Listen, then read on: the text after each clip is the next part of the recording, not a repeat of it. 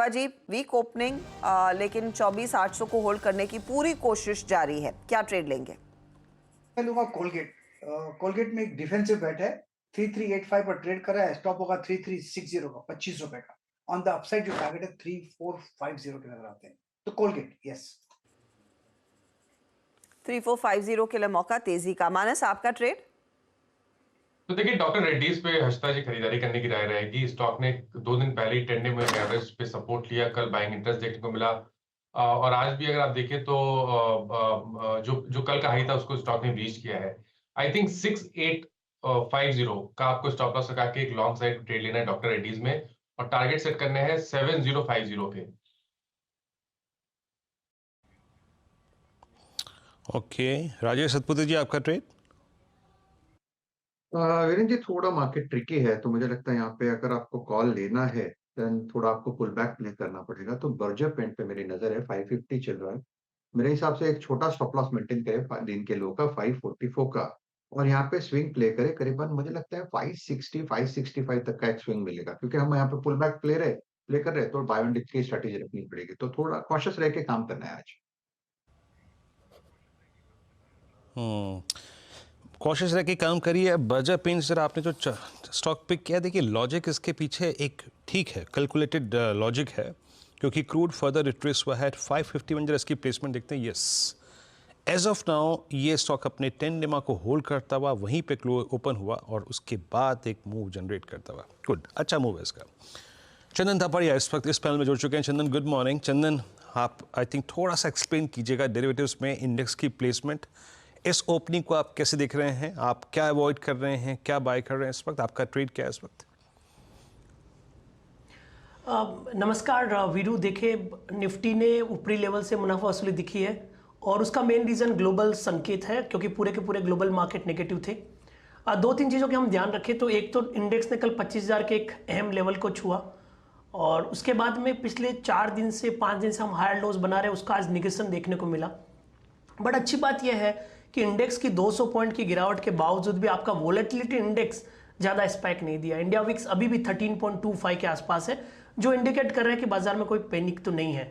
बिल्कुल global weakness को हम इग्नोर नहीं कर सकते, बट इंडियन डोमेस्टिक मार्केट है वो अपने स्ट्रेंथ को नहीं भूलेगा।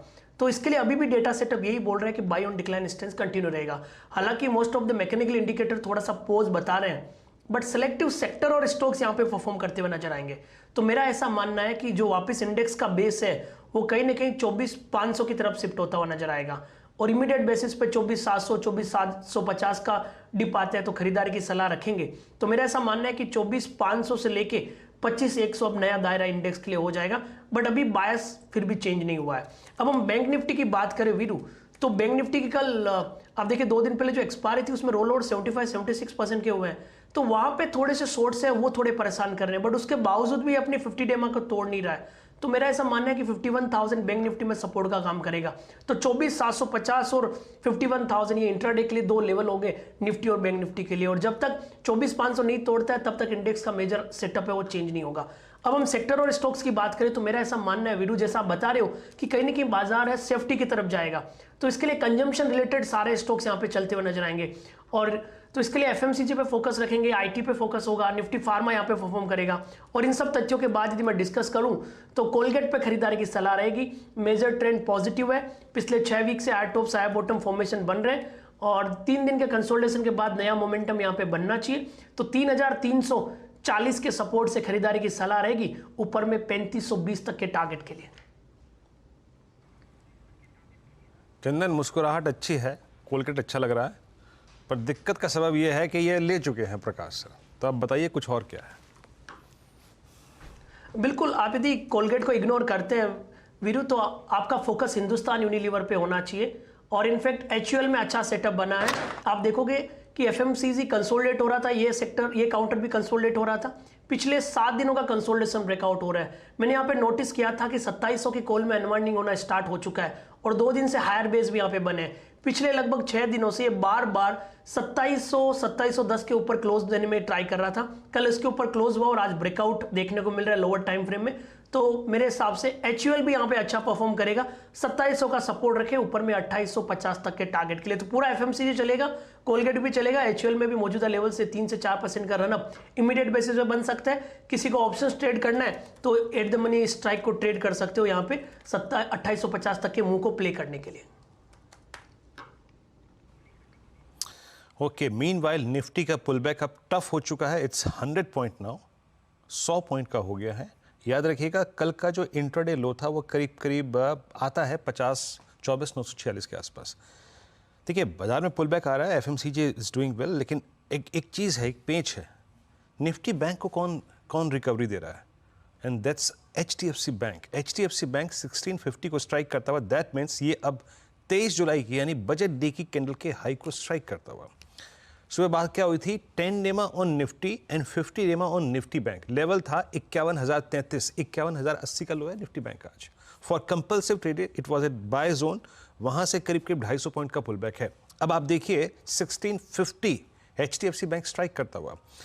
प्रशांत, एक तो मैं आपके ABFRL के ट्रेड को देख रहा था, और वो ABFRL जो आपने पिक किया था, और एक बार ABFRL रखेंगे स्क्रीन पे, करीब करीब 336 पे लोअर लेवल से काफ़ी स्ट्रॉन्ग रिकवरी है इसमें। ये बताइए अब HDFC बैंक को आप कैसे रीड कर रहे हैं और आपकी इस वक्त की कॉल क्या है? जी वीरू जी, सबसे पहले HDFC बैंक पे मैं एक डिस्क्लेमर दूंगा कि यहाँ पे मैंने कल एक पोजीशन लॉन्ग साइड रेकमेंड की हुई है मेरे क्लाइंट्स को। तो डेफिनेटली मेरा नजरिया यहाँ पे बुलिश है, और पोजिशनली मुझे लग रहा है कि एक जो डेली चार्ट पे गैप है करीबन 1730, यहाँ तक ये पोजिशनली जा सकता है। आपको पोजिशनल जो स्टॉप लॉस है वो 1610 1615 स्पॉट इस जोन में बनाए रखना है, और इस लॉन्ग पोजीशन को कैरी कीजिए। मुझे लग रहा है ये बैंक निफ्टी में रिकवरी लाने में सबसे ज्यादा लीडरशिप ले सकता है। जहां तक अभी की बात है तो मेरे रडार पे औरो फार्मा होगा, तो यहाँ पे जो मेरा स्टॉप लॉस होगा वो होगा करीबन 1410 1410। ये स्टॉक एक बहुत अच्छी स्ट्रेंथ दिखा रहा है और एक फ्रेश ब्रेकआउट के ऊपर सस्टेन भी कर रहा है वीक मार्केट में भी। तो यहाँ पे मैं कम से कम 1475 1475 तक के लेवल्स एक्सपेक्ट कर रहा हूँ।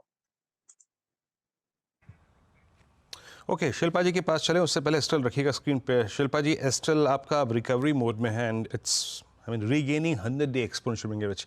एक बार के लिए कवर कर लें क्या आप? जी बिल्कुल, यहाँ पे आप कवर कर सकते हैं। अगर किसी ने कल से यहाँ पे सेल दी किया हुआ एक्टिवेट, तो आप यहाँ पे एक बार प्रॉफिट बुक भी कर सकते हैं।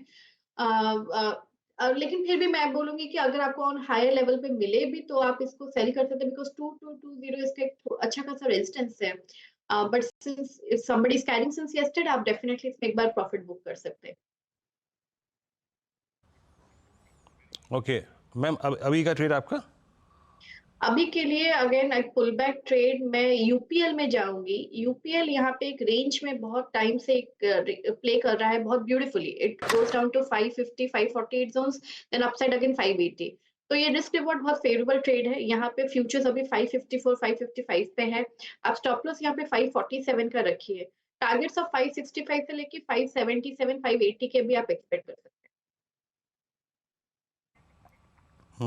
अच्छा, अब पार्थिव शाह इस पैनल में जुड़ चुके हैं। मेन बाइल दो चीज़ दिखाइएगा। अच्छा सॉरी, पार्थिव चले गए, धर्मेश जी आ गए हैं। देखिए इस टर्बुलेंस का असर जो है दिमाग पे थोड़ा पड़ता है, इसमें कोई राय नहीं। धर्मेश नमस्कार, कार्यक्रम में स्वागत है। धर्मेश, कैसे रीड कर रहे हैं आप इस वक्त, और ये जो ग्लोबल मार्केट से हमें एक इम्पोर्टेड डिप मिला है, इसको कैसे अप्रोच करना चाहिए?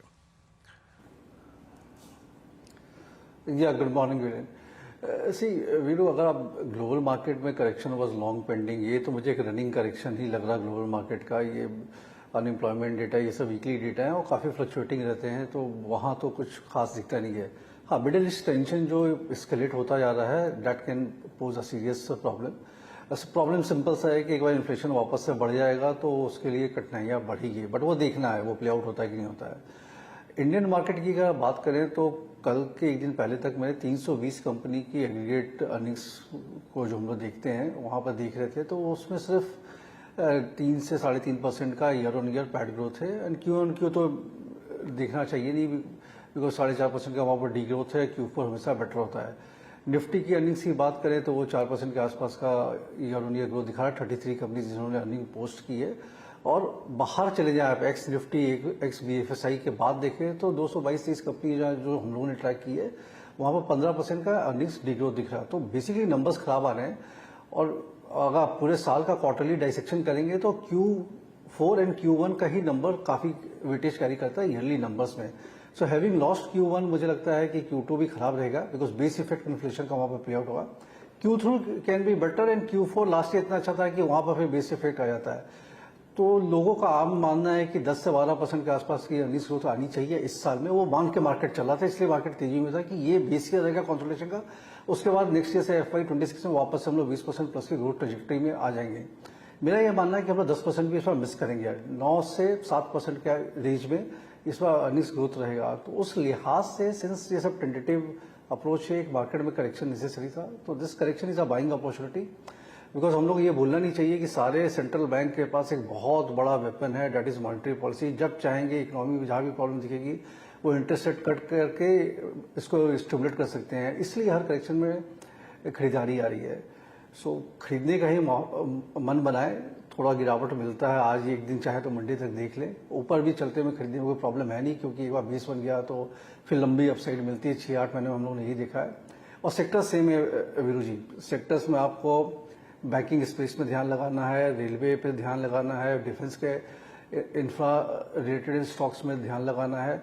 सो यही 4-5 सेक्टर के अंदर आपको खरीदारी करनी है। ऑटोमोबाइल को 1 मिनट के लिए थोड़ा सा प्रॉफिट टेकिंग मोड में रहेगा, सीमेंट प्रॉफिट टेकिंग मोड में रहेगा, तो ये 2 सेक्टर अवॉइड कर रहे हैं। बाकी केस स्पेसिफिक प्लेस मिलते रहेंगे आपको। ओके, तो ये फिलहाल आपके लिए पर्सपेक्टिव। कमेंट्स पर आपकी नजर गई है क्या धर्मेश? क्योंकि मैं ना कमेंट्स ग्लोबल की प्रेजेंटेशन देखकर ही तो अब उलझ गई हूँ, जहां पर कंपनी ने कहा है full year guidance consolidated basis पर या तो 3% घटेगा या फ्लैट रहेगा। अर्निंग्स फ्रॉम जेवी, और अर्निंग्स फ्रॉम जेवी में मेरे ख्याल में इंडिया बिजनेस को आप जोड़कर देखेंगे, डाउन 15 to 12%, तो एक साइजेबल कट देखने को मिल सकता है अर्निंग्स फ्रॉम जेवी में। अब उसमें ब्रेकडाउन देखना पड़ेगा कि इंडिया बिजनेस में कितने प्रेशर का आकलन है। अब खुला ये 8% नीचे और इस समय 6.5% नीचे, लेकिन ये जो लाइन आई है, क्या उस पर कोई इन्फ्लुएंस आपका?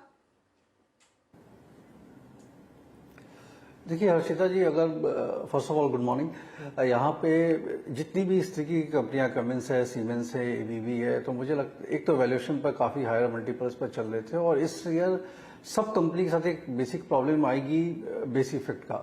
सो I don't think India business में कोई बहुत बड़ा डी ग्रोथ आने वाला है। हाँ, ग्रोथ रेट जरूर कम हो सकता है थोड़े समय के लिए, बिकॉज 3-4 महीना तो हम लोगों ने लूज कर रखा है इलेक्शन को लेके, फिर हीटेड समर को लेकर के, अब 4-6 महीने ही आगे रह गए हैं। So Indian business will do well.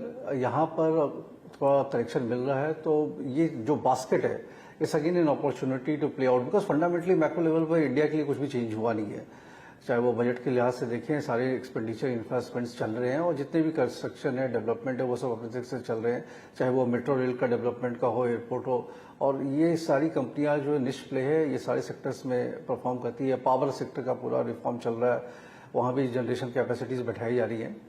सो मतलब अगर आप वैल्यूएशन को इग्नोर करके चले तो ये सब बाई और डिप्स है, बट इन्वेस्टमेंट बेट है, ट्रेडिंग के लिए इसको बाई नहीं करना चाहिए। ओके, तो ट्रेडिंग के लिए बाय।